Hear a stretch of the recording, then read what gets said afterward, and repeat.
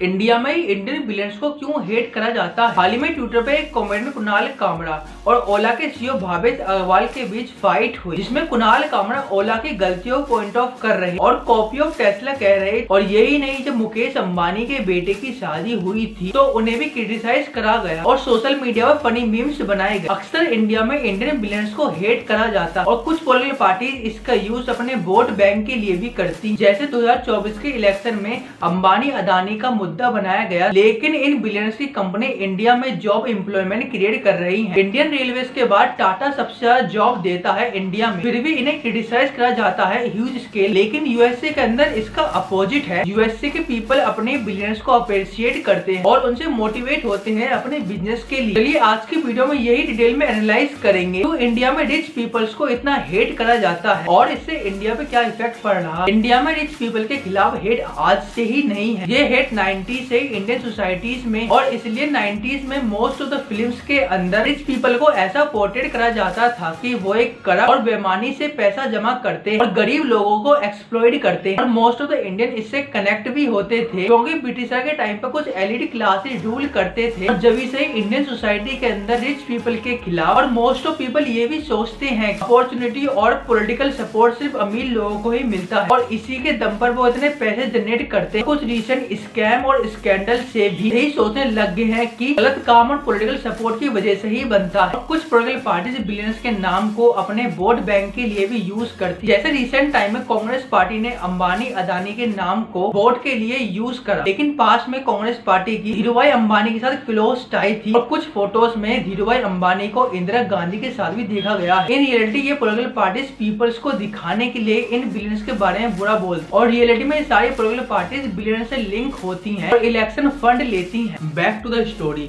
जितना इन बिलियनर्स को बुरा पोर्ट्रेट करा जाता है असली में होते नहीं। ये अपने इनोवेटिव आइडिया, रिस्क टेकिंग और अपने हार्ड वर्क की वजह से इतने टॉप पर पहुंचे और इंडिया में इतने ह्यूज स्केल पे जॉब प्रोवाइड कर रहे हैं। ज्यादातर लोग जोमेटो, स्विगी और डिलीवरी एप्स को क्रिटिसाइज करते हैं कि वो अपने एम्प्लॉयज को इतनी कम सैलरी देते हैं और इतना काम कराते हैं, लेकिन हम ये भूल जाते हैं कि इंडिया में इतनी अनएम्प्लॉयमेंट बढ़ रही है, जहाँ जॉब्स मिलना हार्ड हो रहा है। ये एप्स पार्ट टाइम और फुल टाइम जॉब करने का ऑप्शन देती है, जिससे कुछ तरह पर उनकी फाइनेंशियल कंडीशन इंप्रूव होती है। और ये कंपनीज अपनी फाउंडेशन चलाती हैं, जिसमें ये एजुकेशन और हेल्थ सेक्टर में फ्री में सर्विस प्रोवाइड करती है। सिर्फ कंपनीज और बिजनेस को क्रिटिसाइज करने के अलावा इनसे ये सीखना चाहिए इन्होंने किस तरह अपना बिजनेस बिल्ड करा और उनके पाथ को फॉलो करके हम कैसे कर सकते हैं, क्योंकि ये डिकेड इंडिया में स्टार्टअप्स करने का बेस्ट टाइम और जितना इंपॉर्टेंट स्टार्टअप का प्रोडक्ट होता है और उतना ही इंपॉर्टेंट स्टार्टअप को सही टाइम पे लॉन्च करना भी होता है। और इसका एग्जांपल हमें साइकोलॉजी ऑफ मनी बुक में मिलता है, जिसमें ऑथर कहते हैं कि जब 90s के टाइम इंटरनेट बूम कर रहा तो उस टाइम पर कोई भी internet based business huge scale पे रेवेन्यू जनरेट कर रहा था। इंडिया के अंदर तो अपने बिलियंस को क्रिटिसाइज करा जाता है, लेकिन यूएसए के अंदर अपने बिलियंस को अप्रिशिएट करा जाता है। इसलिए यूएसए में मैक्सिमम लोग इलॉन मस्क को ऐसा आइडल और उनके विजन को अप्रिशिएट भी करते हैं और इंस्पायर भी होते हैं। इंडिया को भी ह्यूज स्केल पे ग्रो करना है तो अपने कंट्री के स्टार्टअप्स को अप्रिशिएट भी करना होगा और उनसे इंस्पायर भी होना होगा। और इसी रीजन से मैंने 2014 से लेकर 2024 जितने भी स्टार्टअप फेल हुए हैं या सक्सेसफुल हुए हैं उनमें कॉमन फैक्टर फाइंड आउट करने की कोशिश की है। तो आपको अपकमिंग वीडियोस इन्हीं टॉपिक पे मिल जाएंगी।